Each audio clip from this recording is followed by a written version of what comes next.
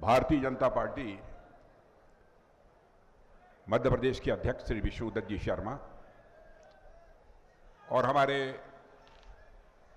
मध्य प्रदेश के तेज तर्रार और संवेदनशील मुख्यमंत्री श्रीमान शिवराज सिंह जी चौहान, यहाँ के प्रभारी भारत सरकार के रेल मंत्री श्री अश्विनी जी वैष्णव, श्री कैलाश विजयवर्गीय जी, सुश्री उषा ठाकुर, श्री जगदीश देवड़ा जी, श्री ओम प्रकाश जी सकलेचा, श्री मोहन यादव जी, श्री हरदीप डंग जी और यहाँ के सांसद श्री सुधीर जी गुप्ता, श्री पवन पाटीदार जी, श्री बंशीलाल जी गुर्जर, श्री तेज बहादुर सिंह, श्री दिलीप सिंह परिहार, श्री अनिरुद्ध माधव मारू जी, श्री जितेंद्र वधानी, श्री सज्जन सिंह जी चौहान, श्री क्षितिज भट्ट, श्रीमती स्वाति जी चोपड़ा और मंच मैदान में मौजूद मेरे सभी सम्मानित बहनों एवं भाइयों, जन आशीर्वाद यात्रा आज यहां से प्रारंभ हो रही है। आशीर्वाद किसे चाहिए? शिवराज सिंह के नेतृत्व की सरकार को चाहिए। हमारे प्रधानमंत्री मोदी जी को भी आपका आशीर्वाद चाहिए।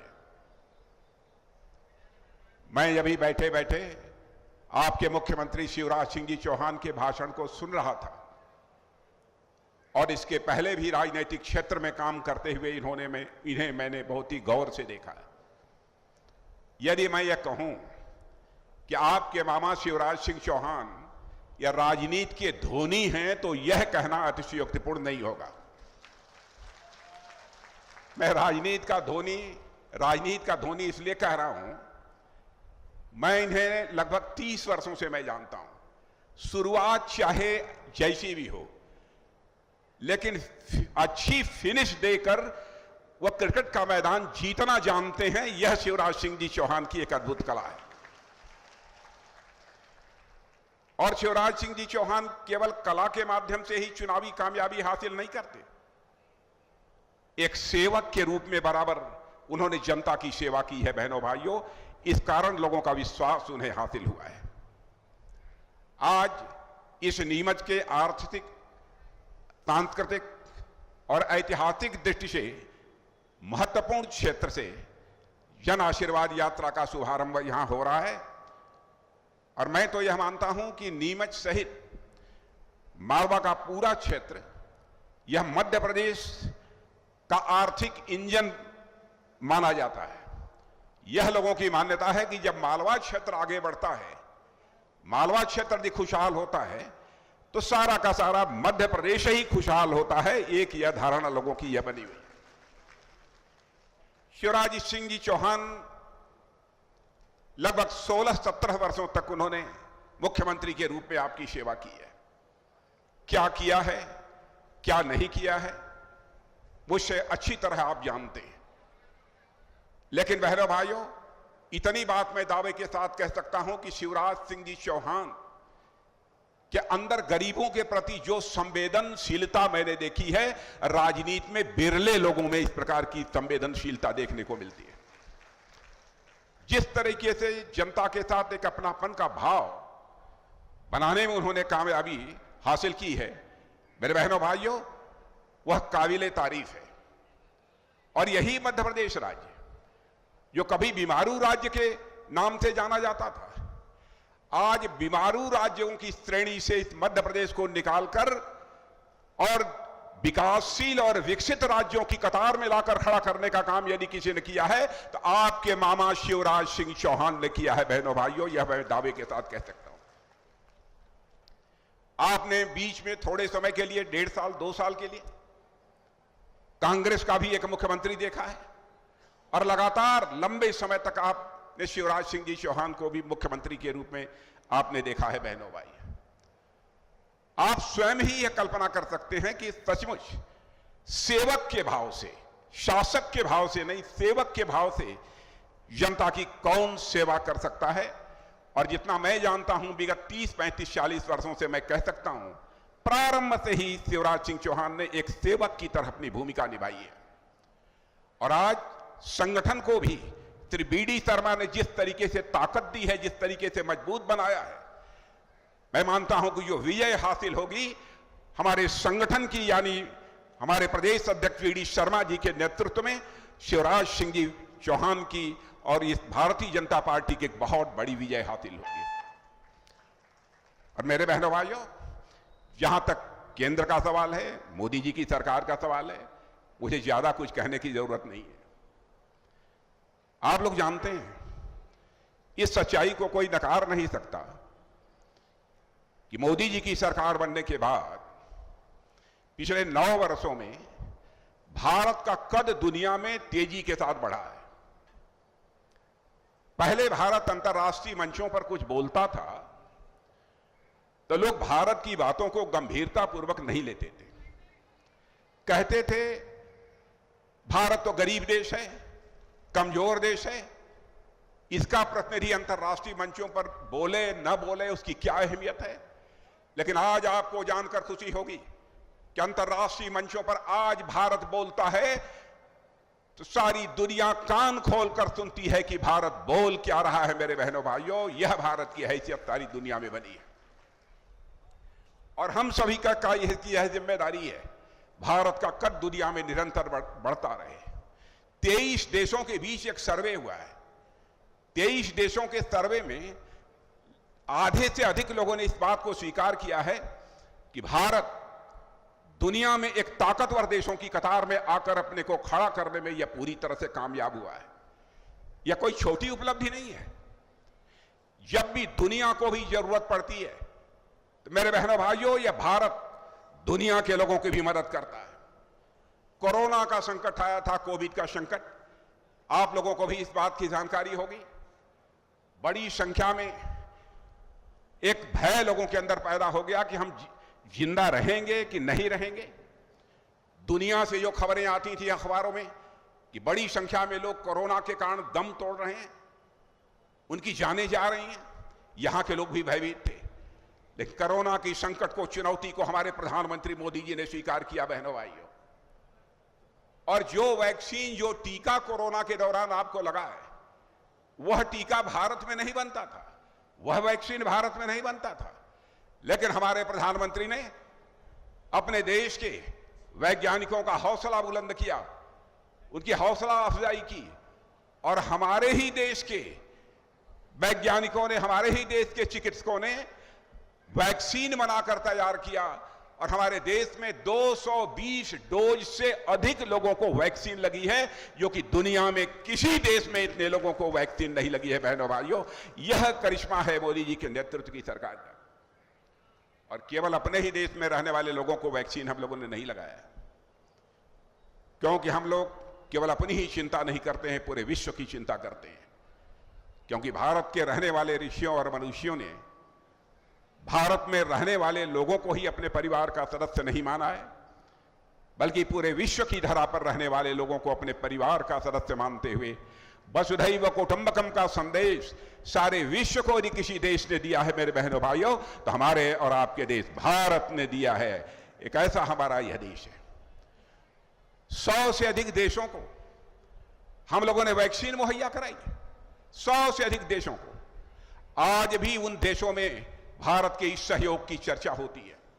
यह हैसियत है भारत की। भारत की ताकत का एहसास करना हो, भारत के प्रधानमंत्री की लोकप्रियता का आपको एहसास करना हो, तो मैं आपको याद दिलाना चाहता हूं, आप सबको इस बात की जानकारी है, यूक्रेन और रूस का यह युद्ध लगभग 1 साल से अधिक का समय हो गया, यह लगातार चल रहा है।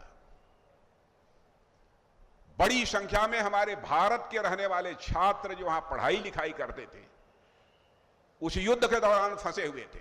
मां बाप यहां बेहद चिंतित थे, क्या होगा हमारे बच्चों को, कोई मिसाइल यदि गिर गई, कोई तोप गिर गई, कोई बम गिर गया, क्या होगा हमारे बच्चों को। यहां उनके सारे माता पिता ने यह कहना शुरू किया कि मोदी जी चाहे जो भी हो, हमारे बच्चों को आप यूक्रेन से ले आइए। जो काम दुनिया का कोई देश नहीं कर पाया बहनों भाइयों, वह काम आपके प्रधानमंत्री मोदी ने कर दिखाया। उन्होंने टेलीफोन उठाया और यूक्रेन के राष्ट्रपति मिस्टर जेलेंस्की से बात की। आक्रमण करने वाले देश रूस के राष्ट्रपति मिस्टर पुतिन से भी बात की। और दुनिया का जो सबसे ताकतवर देश अमेरिका माना जाता है, उस अमेरिका के राष्ट्रपति मिस्टर बाइडेन से भी बात की, और आपने देखा होगा, समाचार पत्रों में पढ़ा होगा कि बहनों भाइयों 4.5-5 घंटे के लिए युद्ध रुक गया और हमारे जहाज, हमारे सेना के, नेवी के, एयरफोर्स के जवान उन 23,000 जवानों को लेकर, विद्यार्थियों को लेकर वह भारत आ गए। यह है भारत की ताकत, यह है भारत की हैसियत। ऐसी स्थिति बनी है। और मैं कहता हूं भारत आगे बढ़ रहा है तो हिंदुस्तान के जो विकासशील अथवा विकसित राज्य हैं उनका भी बहुत बड़ा योगदान है। और मैं कहना चाहूंगा मध्य प्रदेश का भी एक बहुत बड़ा योगदान है, क्योंकि 2001-2 में जब यह मुख्यमंत्री नहीं बने थे हमारे शिवराज सिंह जी चौहान, उसके पहले सकल घरेलू उत्पादन, यानी आप मोटा मोटा यदि कहना हो तो मान लीजिए कि यहां पर सारा धन दौलत लगभग मिलाकर 71,594 करोड़ रुपया था। ध्यान से सुन लीजिए, जीडीपी सकल घरेलू उत्पादन 71,594 करोड़ रुपये था पूरे मध्य प्रदेश का। लेकिन कमाल किया है शिवराज सिंह जी चौहान की सरकार ने, आज वह बढ़कर 13,82,000 करोड़ हो गया। बहनों भाइयों, यह छोटी उपलब्धि नहीं है, बहुत बड़ा काम किया। पहले एक व्यक्ति की आमदनी बामुश्किल 11,000 हुआ करती थी, आज बढ़कर 1,40,000 करोड़ से ज्यादा हो गई। मैं यह नहीं कह रहा हूं कि सबकी आमदनी 1,40,000 हो गई, लेकिन धन दौलत संपत्ति जो मध्य प्रदेश में बढ़ी है उसका औसत निकालने पर इतना आता है। पहले औसत निकालते थे तो प्रति व्यक्ति केवल 11,718 रुपया आता था। आज यदि हम औसत निकालते हैं तो वह बढ़कर लगभग 1,40,000 करोड़ रुपया हो गया। यह कोई छोटी मोटी उपलब्धि नहीं है। और इतना ही नहीं, सारे देश की अर्थव्यवस्था यानी भारत देश का की धन दौलत में पहले मध्य प्रदेश बामुश्किल 3%, 3.5, 3.6 यही योगदान किया करता था। लेकिन यहां भारतीय जनता पार्टी की सरकार ने वह करिश्मा कर दिया कि आज पूरे देश की जीडीपी में हमारा यह मध्य प्रदेश, मेरे बहनों भाइयों, 4.8% का योगदान देने का काम कर रहा है। और यह श्रेय यदि जाता है तो हमारे मध्य प्रदेश के बहनों भाइयों को जाता है। करिश्माई काम आप लोगों ने यह किया है। और मैं कह सकता हूं आपके ही श्रम और परिश्रम का नतीजा है, मोदी जी के नेतृत्व का यह करिश्मा है कि जो भारत 2014 के पहले अर्थव्यवस्था के आकार की दृष्टि से धन दौलत के मामले में दुनिया के देशों में 10वें नंबर पर 11वें नंबर पर हुआ करता था। बहनों भाइयों, आज आपको खुशी होगी कि 9 वर्षों के अंदर ही वह करिश्मा कर दिया मोदी जी के नेतृत्व की सरकार ने कि 10वें नंबर से जंप लेकर आज हमारा भारत दुनिया में अर्थव्यवस्था के आकार के मामले में 5वें स्थान पर यह खड़ा हो गया। और बड़ी बड़ी वित्तीय संस्थाएं भी इस समय यह कह रही हैं, यही सिलसिला चलता रहा, यदि यही क्रम यदि चलता रहा तो इस संभावना को नकारा नहीं जा सकता कि आज के 3 साल के बाद ही धन दौलत के मामले में, अर्थव्यवस्था के आकार के मामले में हमारा भारत दुनिया की टॉप 3 कंट्रीज में आकर खड़ा हो जाएगा, दुनिया के टॉप के 3 देशों में आकर खड़ा हो जाएगा।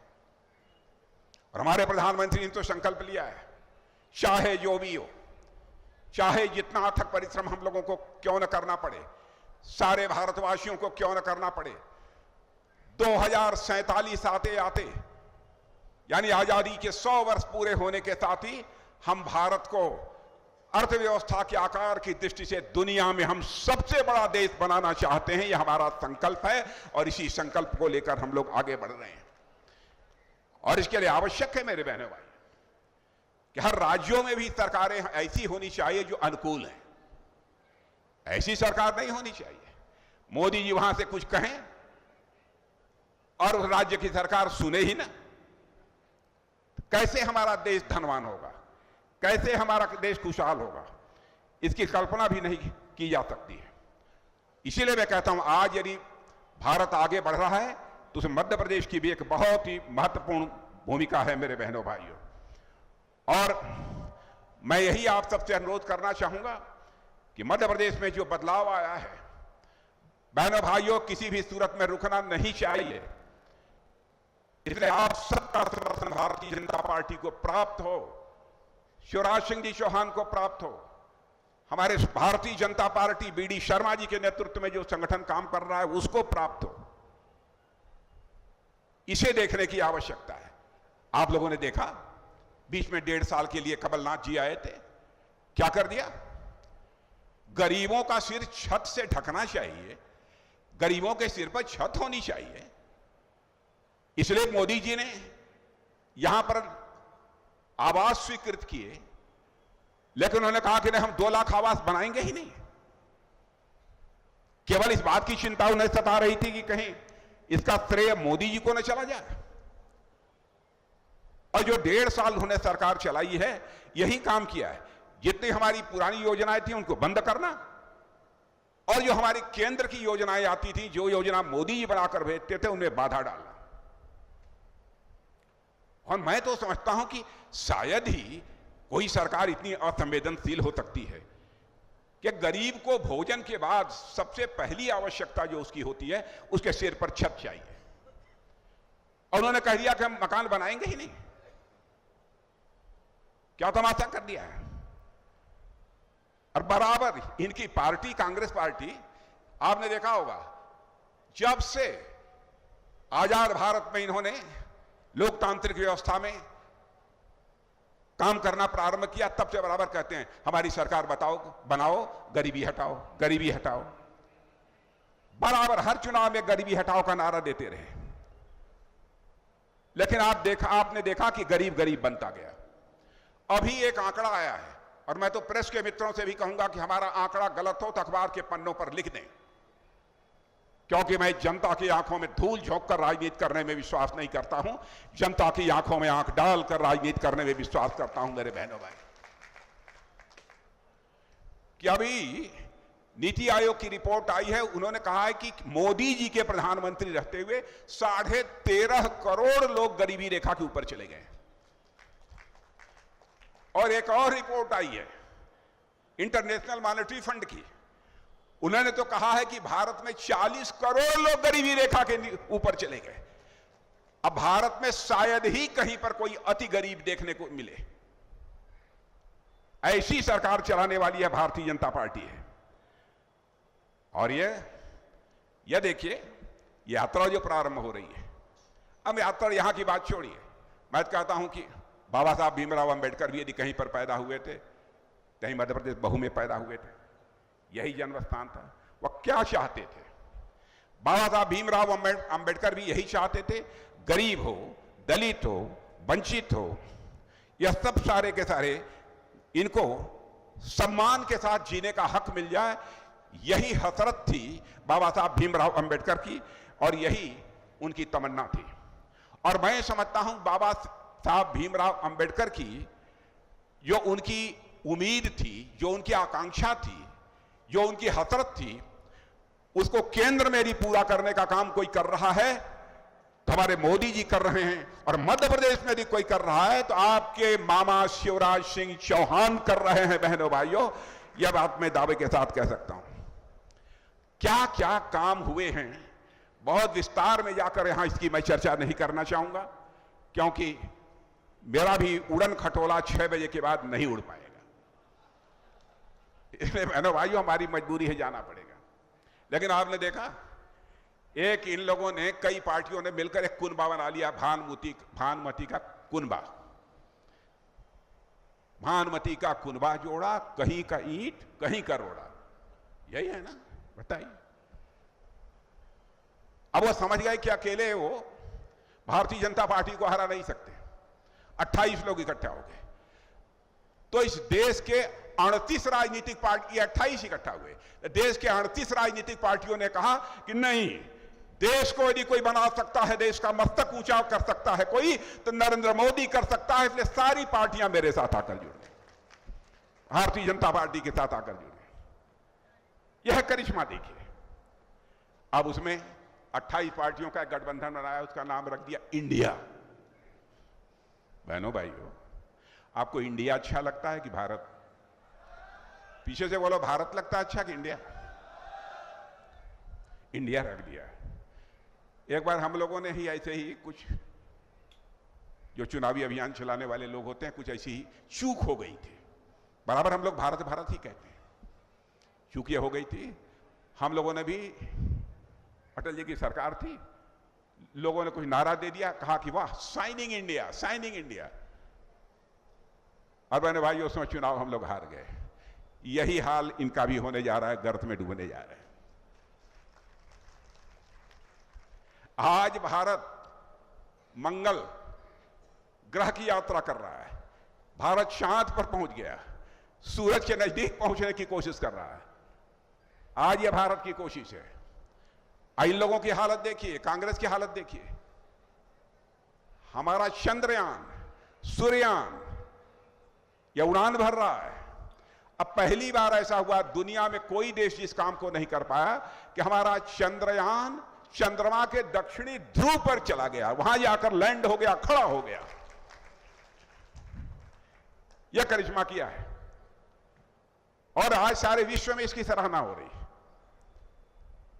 लेकिन विडंबना है कि हम चांद पर पहुंच रहे हैं, मंगल पर पहुंच रहे हैं, सूर्य के नजदीक तक पहुंच रहे हैं। इस समय हम लॉन्चिंग करते जा रहे हैं, बराबर लॉन्चिंग करते जा रहे हैं, लेकिन कांग्रेस का राहुल यान 20 साल से लॉन्च ही नहीं हो पा रहा है।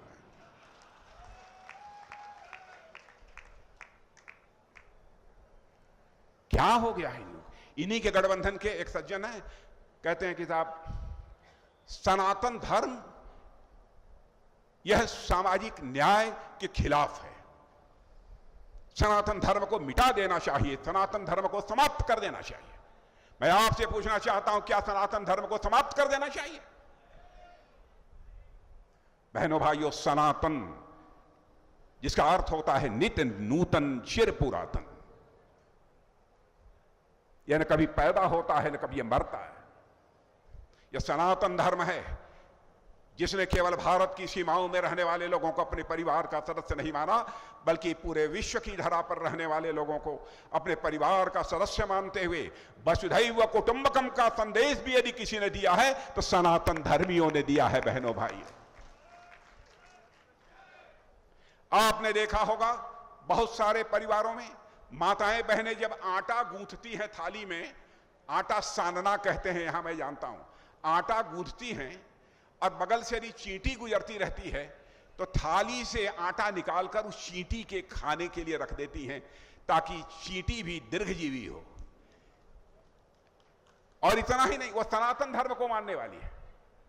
इतना ही नहीं, हमारे यहां चींटी के भी दीर्घजीवी होने की कामना यह सनातन धर्मी करते हैं। और इतना ही नहीं, जिस सर्प के काट लेने के बाद मरने की पक्की गारंटी होती है, उस सर्प को भी नाग पंचमी के दिन दूध पिलाकर, शुद्ध दूध पिलाकर उसके भी दीर्घजीवी होने की कामना यदि कोई करता है तो सनातन धर्मी कहते हैं। बहनों, मैं आप लोगों से मैं कहना चाहूंगा, आप लोगों से पूछिए, कांग्रेस के लोगों से, क्या आपके घटक डीएमके के एक नेता ने ऐसी बातें कही हैं? क्यों नहीं डीएमके के साथ आप रिश्ता तोड़ देते? नहीं तो आपको देशवासियों से क्षमा याचना करनी होगी। बहनों भाइयों, देश ऐसे माफ नहीं करेगा। सनातन धर्म में जाति, पंथ और मजहब के आधार पर कोई भेदभाव नहीं है। सनातन धर्मी ऋषियों और मनीषियों ने कहा है, यत् पिंडे तत् ब्रह्मांडे, जो पिंड में है वही ब्रह्मांड में है, जो जड़ में है वही चेतन में है, जो सूक्ष्म में है वही विवर्त में है, जो छोटे में है वही बड़े में है, और जो मेरे में है वही तेरे में है। यह सनातन धर्मियों ने कहा है। ऐसी संवेदना और कहां देखने को मिलेगी? उस सनातन धर्म के लिए कहते हैं जाति आधारित है, सामाजिक न्याय के लक्ष्य को हम नहीं प्राप्त कर सकते। क्या हमारे मोदी जी ने सामाजिक न्याय के लक्ष्य को प्राप्त करने के लिए बहुत सारे कदम नहीं उठाए हैं? सामाजिक सशक्तिकरण का काम चाहे हमारी मध्य प्रदेश की सरकार हो, किसी राज्य की सरकार हो अथवा केंद्र की सरकार हो, नहीं कर रही है। क्या कभी किसी कांग्रेस के प्रधानमंत्री ने सोचा हर गरीब को अपना सिर ढकने के लिए पक्का छत होना चाहिए? माता बहनों को घड़े में पानी भरकर 2-2, 3-3 किलोमीटर की यात्रा करके घर में पानी नहीं ले जाने की नौबत आनी चाहिए। किसने किया? गरीब बीमार हो जाता है, दवा के अभाव में मर जाता है, आयुष्मान भारत योजना किसने लागू किया? उनके सशक्तिकरण के लिए, गरीबों के सशक्तिकरण के लिए कौन काम कर रहा है? सनातन धर्मी ही कर रहे हैं बहनों भाई। इसलिए मैं आपसे कहना चाहता हूं कि बहनों भाइयों, सनातन धर्म का विरोध करने वालों को मुंहतोड़ जवाब दिया जाना चाहिए।